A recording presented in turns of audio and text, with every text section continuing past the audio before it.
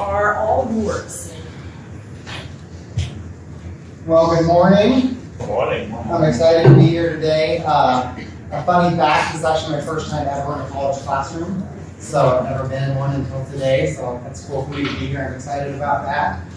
So as you can see, I'm with Vibrant Management. So I want to tell you guys a little bit about who I am. So as I said, I've never been in a college classroom before. So I started my first business right when I graduated high school. It was in the cell phone industry. So when cell phones were first starting, and we used to pay $25 a month for text messaging. So I had a store called The Cell Phone Guy. It was with Alltel, no longer exists. Alltel got bought by Goldman Sachs. Obviously, I knew that Goldman Sachs wasn't in the cell phone business, so they were certainly going to take that investment and turn it into a profitable venture for them, which means selling it off. So I was able and fortunate to sell my business to someone at that time, and they took it over, and then Goldman separated Alltel about 6 months later, so that worked out good for me, a good exit. I spent the next part of my career in corporate wireless sales with a large company called Wireless Advocates, which is in all the Costco's in the United States. I was the youngest district manager with that company in the company history, and was able to be the district manager of the year for them for 2 years.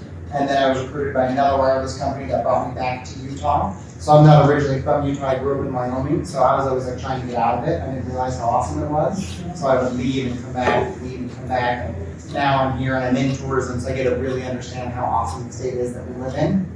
So I worked with that company here in St. George for about a year and a half and was ready to leave again. So I went to Houston. We started a marketing company. We started from scratch. We started marketing at a BYU football game and grew it to be about in 9 cities across the United States and collegiate professional sporting venues. And Cody Adent, he ran our Denver market.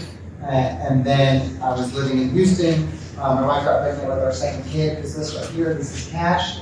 And so it's time to come back home and finally embrace St. George and Utah. And so we've been here since, and I came back and started a financial practice as a financial advisor. And then a friend of mine recruited me to help him with some consulting with a website called ZionNationalPark.com, which is a private website that we own, pretty awesome that we have the URL, ZionNationalPark.com.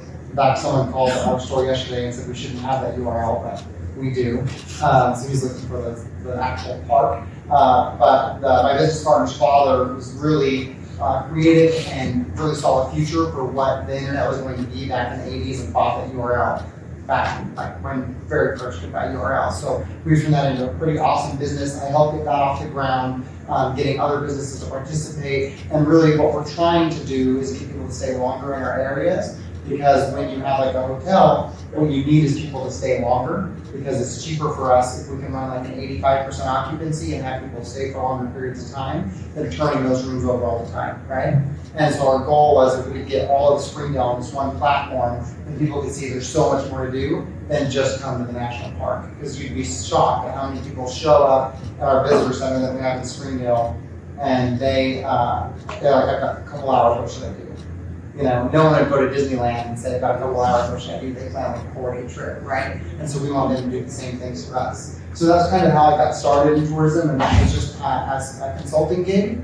And then through that, then he asked me to come on and be their CFO for their property. It's the Cliff Rose Lodge in Zion. Has anyone ever been there? No? Okay, you guys should check it out. It's awesome. It's an incredible property right along the Virgin River. They've got 5 acres of botanical gardens. We just did a full conversion, so we're going to be the first 4-diamond property in Springdale, and we joined Hilton's Curio collection. And so what Hilton has created is they've understood that people are looking for that boutique, unique experience when they travel now, especially with social media and people wanting to have real experiences. And so they're not just looking for the Hampton Inns and the Holiday Inns and those types of properties. They want something unique.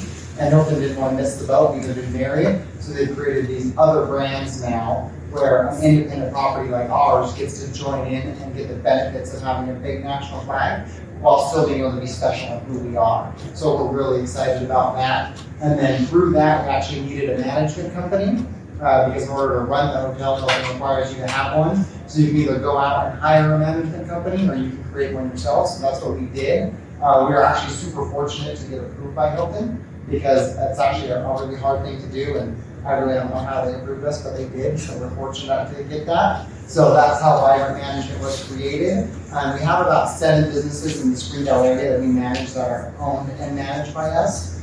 They deal with them time and we get other clients and do other things, but not in any short window. And we accidentally got a client 3 months after we started called Zion Mountain Ranch, and that started our first really getting our feet wet in that industry. And then we managed it for about a year, and at the end of the year we signed on another client in Torrey called Cougar Ridge, another property I suggest you guys check out. But I guess the purpose of that story is that if you guys have something out there that you want to do, just start it. Because we didn't know what we were doing, and no one ever really knows what they're doing until you've done it. So when I got my first job in the big corporate world, I honestly didn't know what I was doing. I'd never done it before. And you never do, but just start, because that's the key. So that's kind of the backstory on me.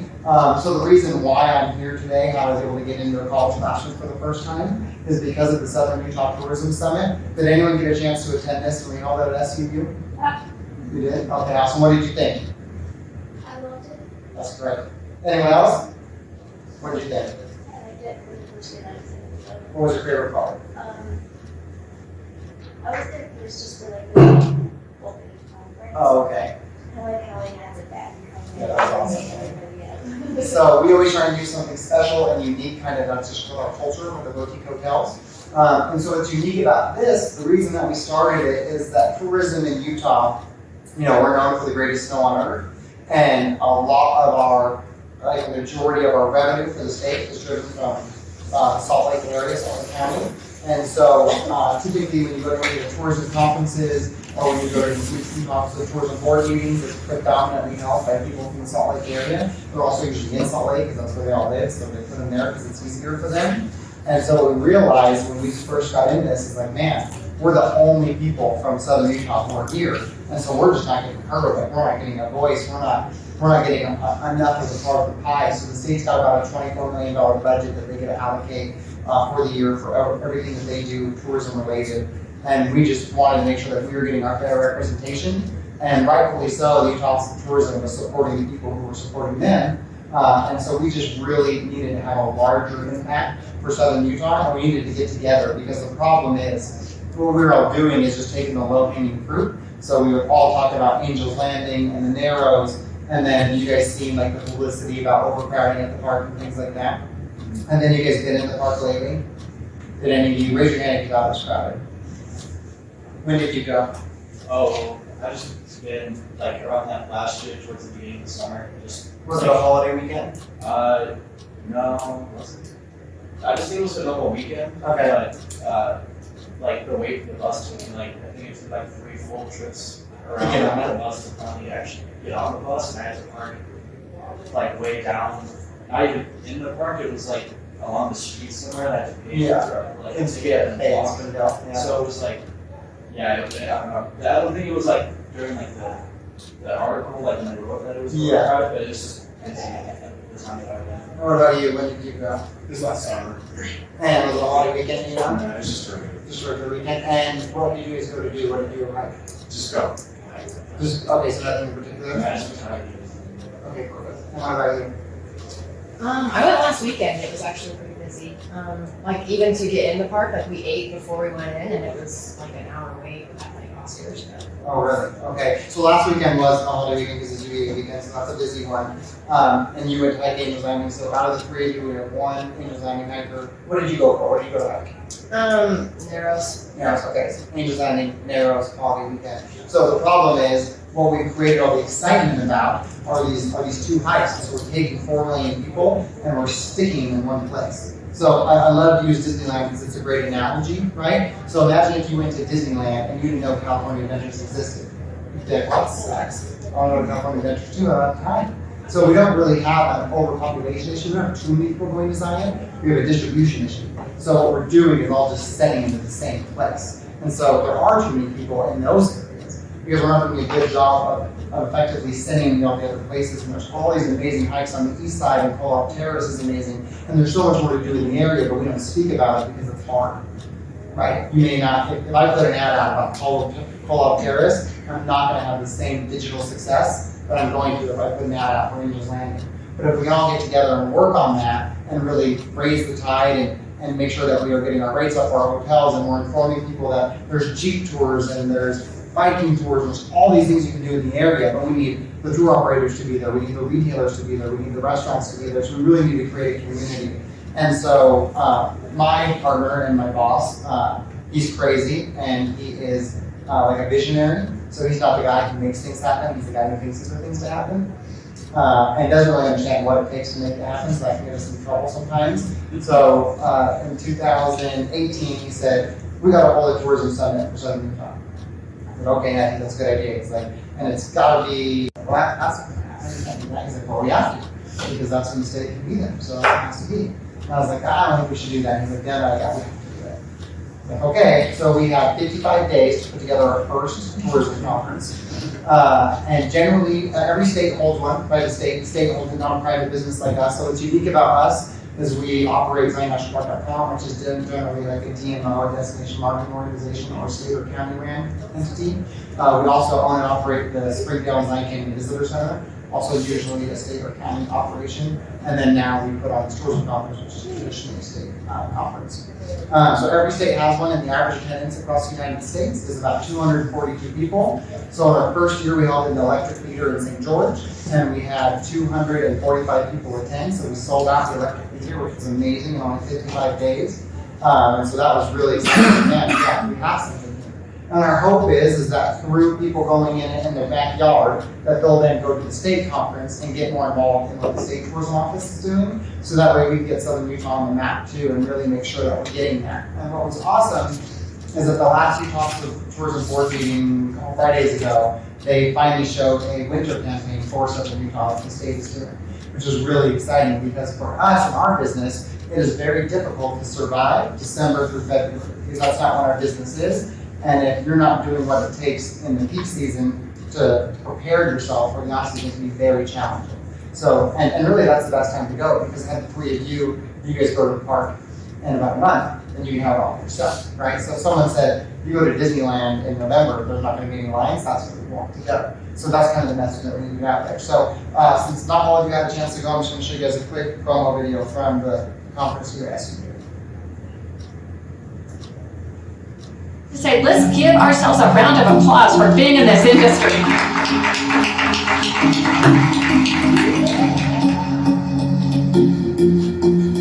So Southern Utah, even though I'm born and raised in Northern Utah, Southern Utah is in my heart. I love this place down here.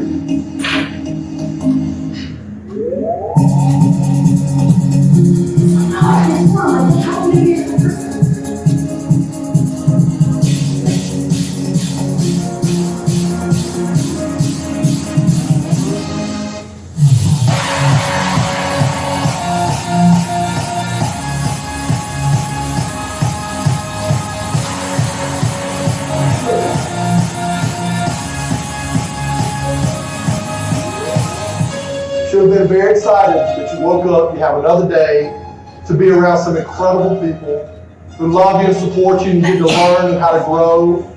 And you get another day on this earth. A lot of people don't have it.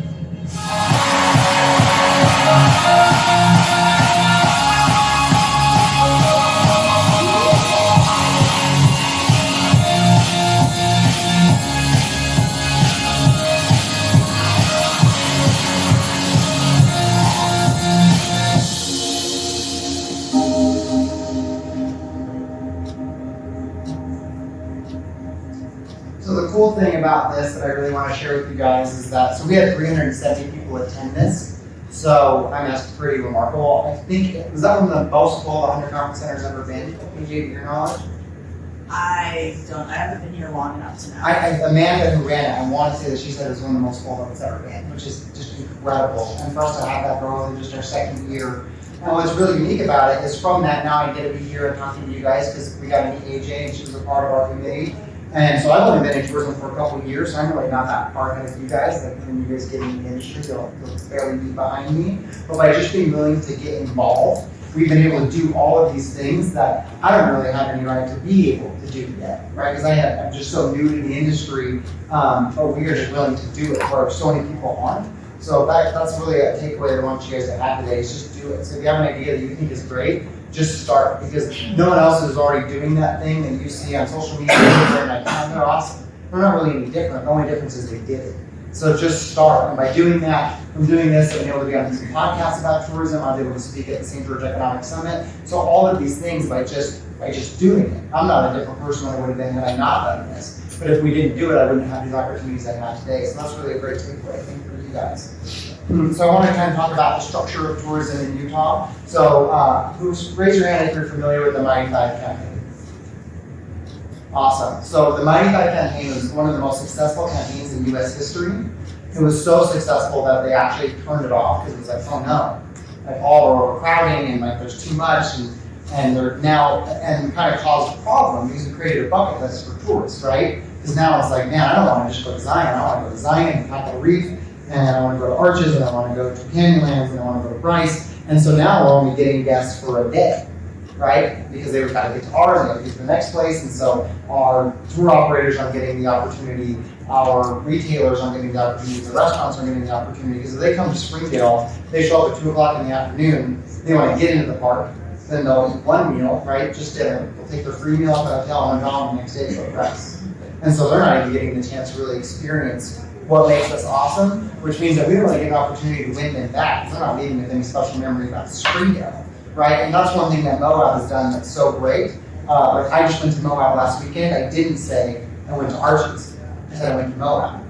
How many people do you know who say they're going to Zion when they're really going to Springdale, right? And so that's part of the culture we're trying to change, is create that experience for the town. And so this was a super awesome campaign, and they did an amazing job. And now we're trying to figure out how to tweak it. So I've got some examples of that for you guys. But so the Utah Office of Tourism is really the top, and they really set the precedent and kind of give us our marching orders and the direction that the state wishes us to go in. Vicki Varela, who is our Director of Tourism for the state, is really, really awesome. So we're super lucky to have her. And they created a Red Emerald Initiative, which is really just us doing our due diligence to really take care of the state and of our areas and ensure that we're doing right by us and the community and also for our tourists as well. So then who works with the Utah Office of Tourism is UTIA. So Caitlin Uskelson runs UTIA. She's basically a one-man band. She's all by herself. And this is the legislative arm of tourism. So if you go to like a Homewood Suites and you're staying there Monday through Thursday,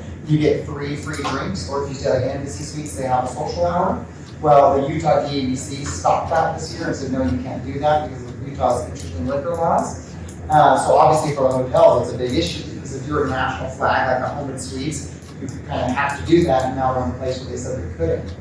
So UTIA went to that and was able to get the law amended, and so now they are still able to do that. And they just created a process for how to go about that. So they do a lot of things to protect us. So like when, you guys heard about the reservation system for Zion National Park, that they would do that? So that's something that we're fighting pretty strongly. I just don't think that's the solution. And the system that they're going to use would be very difficult. And for like those of us who live here and want to use it ourselves, even for us, would be affected. And so it's not that we don't need to have a great solution, it's just that wasn't the right solution. So UTIA has been working really hard on that as well. So I'm just going to show you guys a quick video on this because it really talks about a lot of great information for tourism.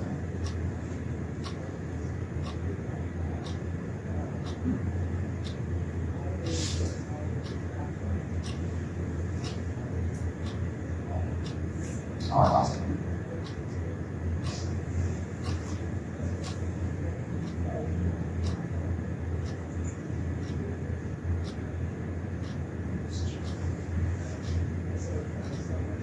So I fixed this. Do you guys have any questions on what I've gone over so far?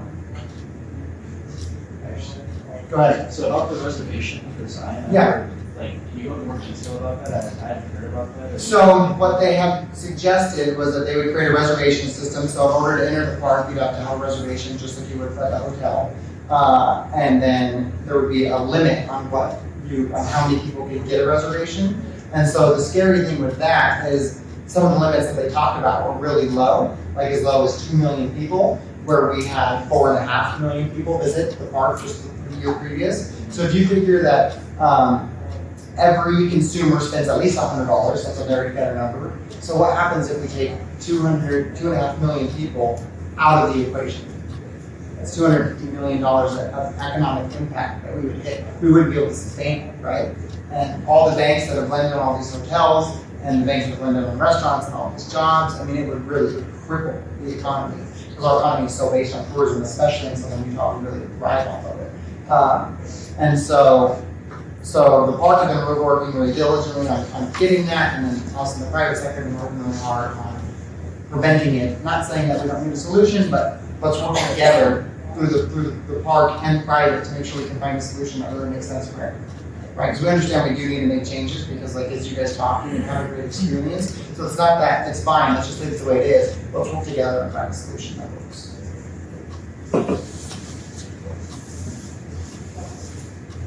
In 2003, Utah's marketing budget was $900,000. Something had to be done to elevate Utah to the world stage.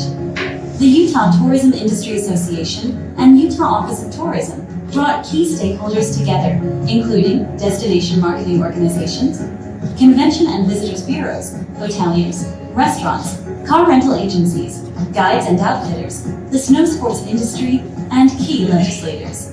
Together, they worked to research a funding formula and get a draft bill written that would provide greater tourism marketing to the state.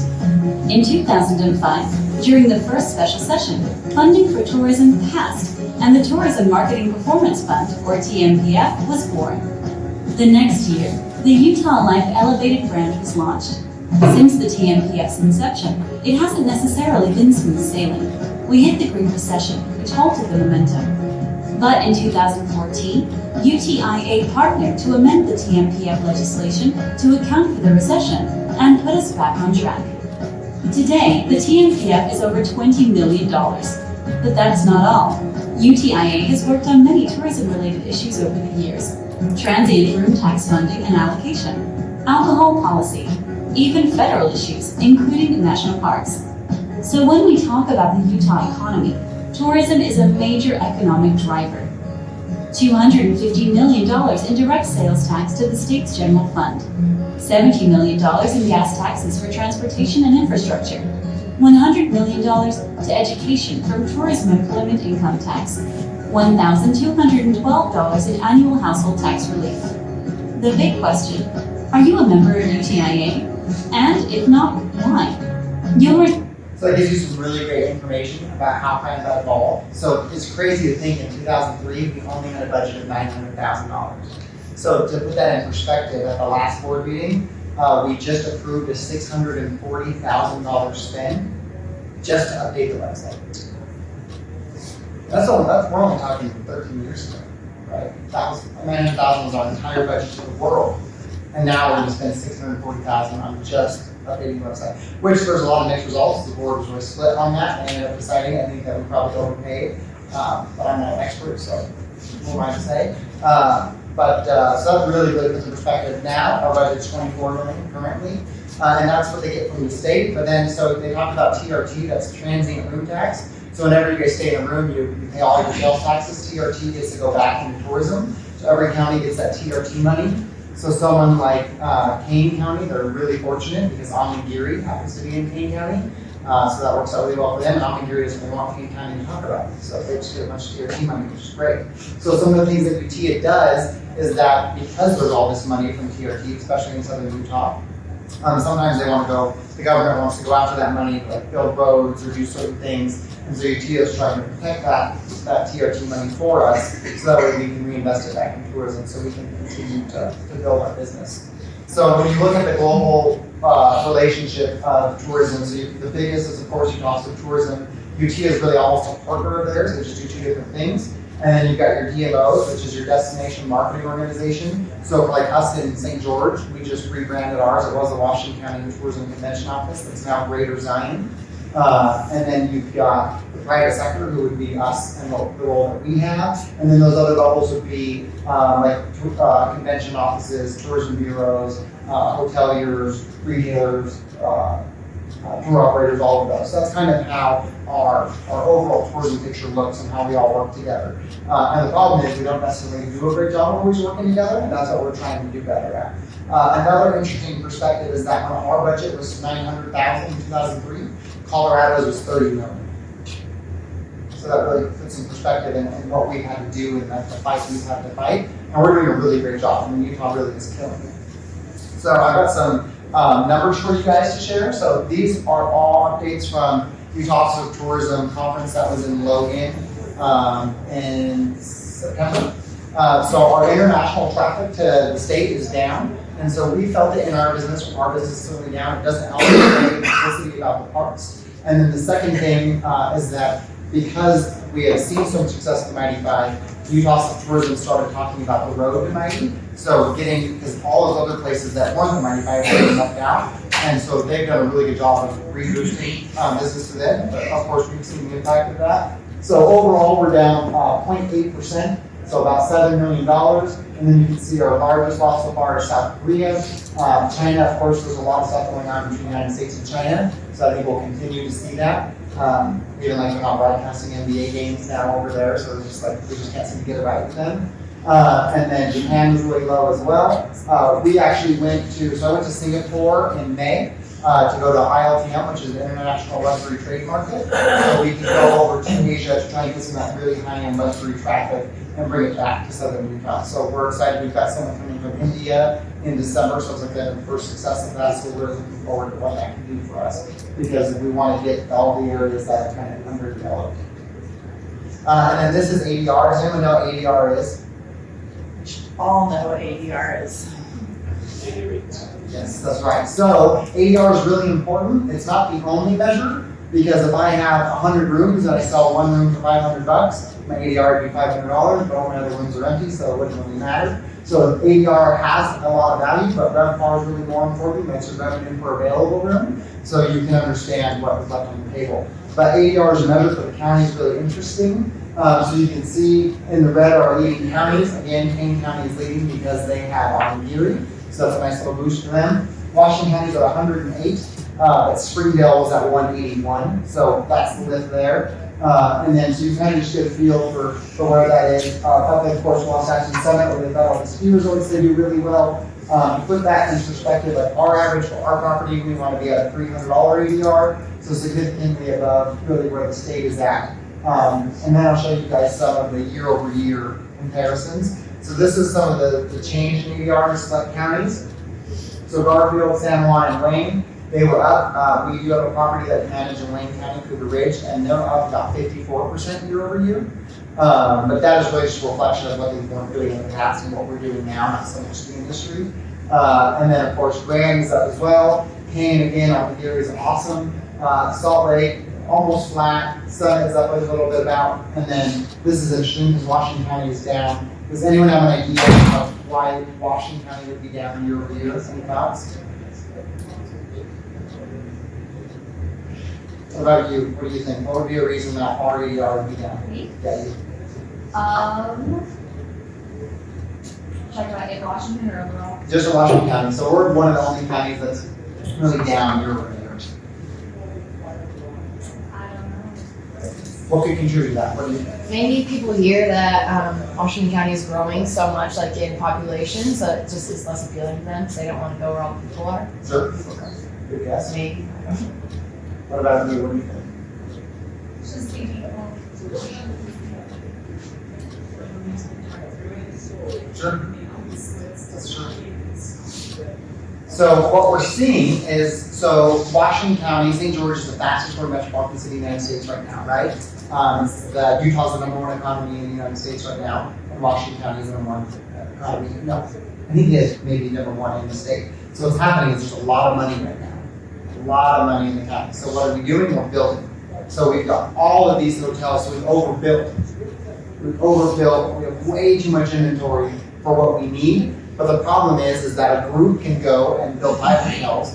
It doesn't matter how they perform, they're just going to sell it to another group anyway. So they're not really concerned. They will run a low ADR. So let's say that a Hilton American, which could get to $170 a night and have like an 85% occupancy, be really successful, really healthy property. Well, he's running at $99 room rate, and he's going to be at 100% occupancy, and he's going to put that on a piece of paper and show to an investor we run 100% occupancy, have a solid ADR, we're profitable, and he's going to sell it, and then he's going to build a hotel right next to it when he sells it. That's not an example, that's actually a story that happened in Laverne. And so for us in Laverne and Springdale, when there's a property at the La Quinta is nice, it's a really nice property, it's $100, it's hard for someone to want to spend $300 to stay with us. Because when you look at a map, if you're from Chicago, Brooklyn and Zion aren't that far apart. So it's like, oh, I live in Chicago, it takes an hour to get anywhere anyways, what do I care? It takes me 30 minutes to get too far. And so now we've got this like this race for rate. And that's the last thing you want for a healthy tourism economy.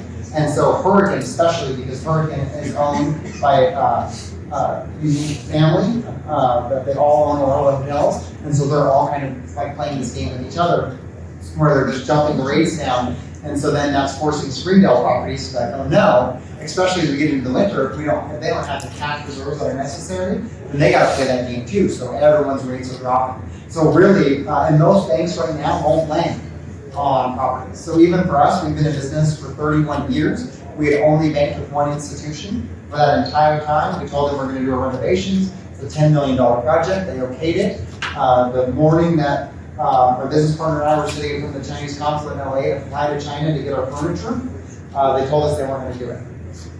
And so we had to make a decision: do we still get on the plane and get the furniture, or do we not?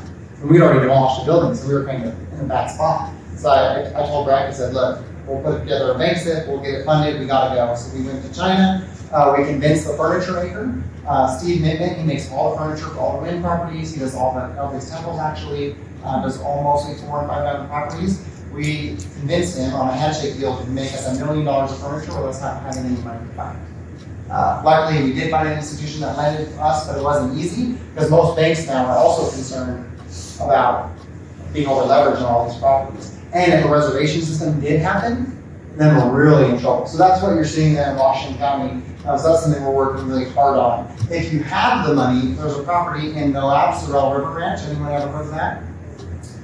Really unique property right on the Colorado River, and they charge like $800 to $1,000 a night for the rooms, and they run like a 35% occupancy, but they've got enough money that they can do that, and so they make it work.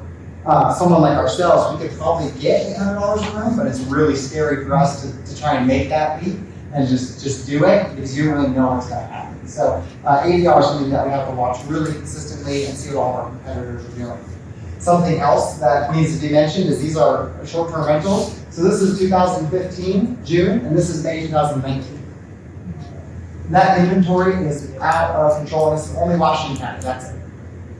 So not only do we have all these hotels, but now people are jumping on the nightly rental train, right? And that's hard for the industry, because a lot of nightly rentals, like if it's just my house and I rent it, I'm not necessarily going to pay my TRT tax, and I'm not going to participate in all of those things. And so it's really dangerous. Luckily, there's places like Arcadia, which is pictured here. If anyone ever been to Arcadia in St. George? Super awesome. There's two of them right next to each other, this in Paradise Village and Zion, where they kind of built resorts, but it's still that nightly rental theme. They have awesome pools, and it's actually really quite cool. But this, for you guys, most of this, you guys don't get to participate in, right? Because that's not an industry those aren't jobs that are available. It's just like Arcadia. So that's something. And so like in Moab, they put a moratorium on it. You can't put any more of those up. You also can't even build any more lodging in Moab unless you build housing for your employees either. So this is something that we're watching closely. We have these as well. We have a 5-unit complex that we own and manage. But we do more like that hotel, but certainly something that we all need to be aware of. So tourism job increases, I thought this would be good for you guys. So you can see that it's still up everywhere, or in a lot of places. So that's exciting. Of course, it's more the rural places. That's where you're going to see a lot of your job growth, but it's definitely a healthy economy for you guys, and all of you should have any problems getting a job when you get out of here. And then this is our average hotel occupancy. So this is 17 to 18. So you can see where we saw that dip. So 17 was a banner year. That was the best year for tourism in the state. And 18 still hung pretty close, other than in our peak season, which is interesting, from June to about October. So really interesting that happened. I think that was a little bit of turning off the Mighty Five marketing and not being as aggressive with the concern of overcrowding. But you can see our seasonality as well, like I talked about earlier, which really goes hand in hand with the parks, right? Because the parks are driving a lot of that tourism, and you go to those in the summer. And then this is Utah's Mighty Five seasonality. So this is showing you what it looks like for the park. So again, you can see it's easy to rent a hotel here.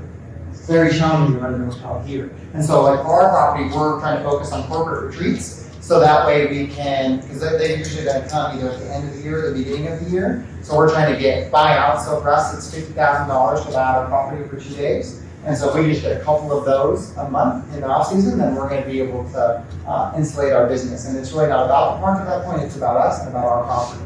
So I'm going to show you guys a quick video for the Mighty 5 because it is awesome. If you guys haven't seen it, I want you to know what it is I'm talking about. Picture this, your next trip, Utah, 5 national parks. First, Zion. You're walking, the ground rises, the ground drops, the ground becomes water. Next, Bryce. You're riding a mule. You're riding a mule under giant orange drip castles. You are not dreaming. You will not forget this. On to Capitol Reef. Take the scenic route, the really scenic route. Take a path you've never taken and see the stars for the first time. Now for Canyonlands. You're riding a bike. You're riding a bike on Mars. Now you're riding the rapids. Class 2, Class 3, Class 4, Classic. Arches, 5:32 a.m. Some things are worth racing the sunrise for. The horizon lightens. You round the corner. Whoa. This is Life Elevated. The Mighty 5. 5 iconic parks, 1 epic experience. Plan your trip at visitutah.com.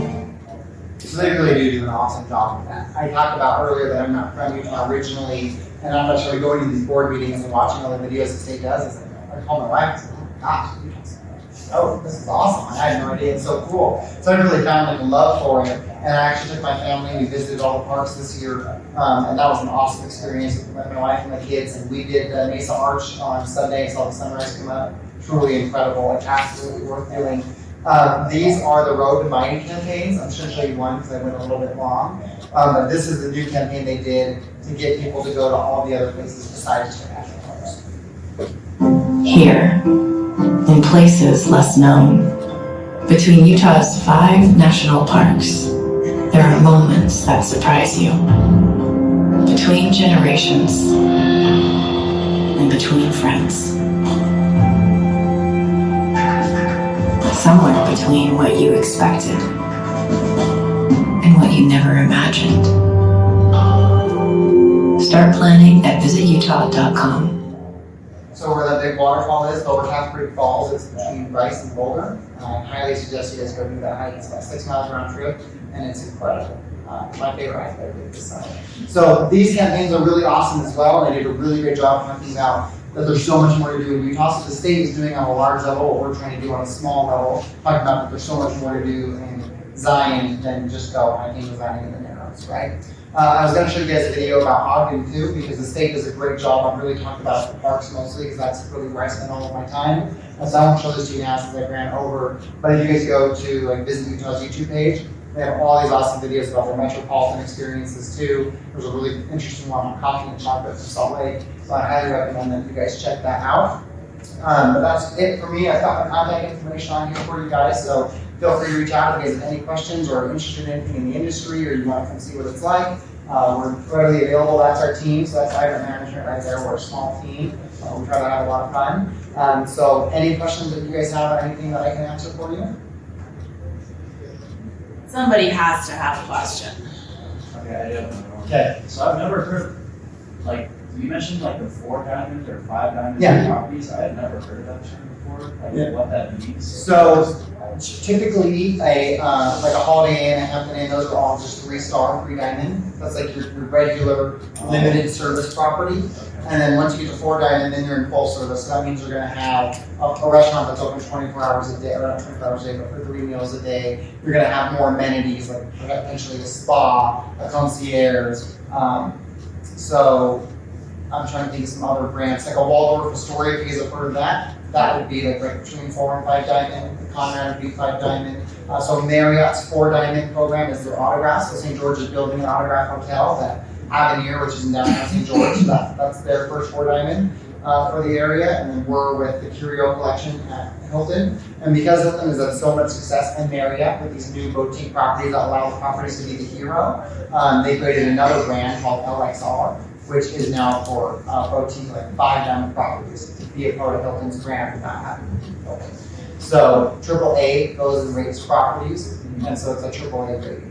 And so you just know what's unique about that for Springdale is there is a segment of consumers who would visit somewhere less than 4 or 5 diamond. And so we never got them before. So this gives us an opportunity to bring that consumer into our area. The other thing is I believe that we are on the precipice of economic downturn, not a recession necessarily, but certainly a slowdown of the economics. So I think that insulates us, because if we're a 4 diamond and a Spring Hill Suites is a 3 diamond, we can get the same rate as them, and we should be able to get the consumers, right? And generally, your wealthier percentage of the population isn't going to have the same drop as the middle class. The middle class generally will stay at 3 diamond properties, upper class will stay 4 diamond and above, and they're not going to have the same impact in economic downturn as the middle class will. Also, our foreign travelers, they are usually more wealthier because of what it costs to bring a family from Asia to the United States. They've got to have a certain amount of income to be able to do that, and so they're generally looking for a property like that. So we really did that to insulate ourselves from a downturn, and also to give ourselves a new segmentation and elevate us above our peers in this regard. Any other questions? Okay, I got some goodies for you guys, but you gotta know the answers to the question. So I went somewhere in Asia this year. Where did I go? Raise your hand. Singapore. That's correct. What's your name? Mariah. Mariah, here you go. This is one of our vibrant tumblers. We gave these away at the tourism conference. They're pretty awesome. I use mine all the time. So next question is, what's our property's goal for our ADR? So you said 300? That's correct. What's your name? Chris? Chris, thanks for Chris. Okay, last question. I gotta get to the front so I can see you raise your hand. Let's see, what's a good one? Where am I from originally? That's right. Your name? Drew. Drew. Good one. You shot up real quick. All right, well, hey, thank you guys so much for having me. We are having another tourism conference in Canab in April 2nd and 3rd, and there will be an opportunity, hopefully, for some SUU students to be able to attend again and participate in that. So if you're interested, talk to AJ, and she's our liaison for all of that goodness. Yeah, and I'll bring that up kind of as we get closer to the end of the semester and make sure that that's on you guys' radar and going into the spring. It's an amazing opportunity. I know it's not right across the street like it was last year. Yeah, but it's a great opportunity, and especially if you can get some volunteer hours in, and then you get an opportunity to really see some awesome keynote speakers as well. It's definitely one of the, a little biased, but it's one of the best run small summits that I've been a part of, and it's been fun too. So, all right, do you guys have any questions for me? Nothing. Love it. Okay, so that means that you're free to have a wonderful Wednesday, and I will see you on Friday.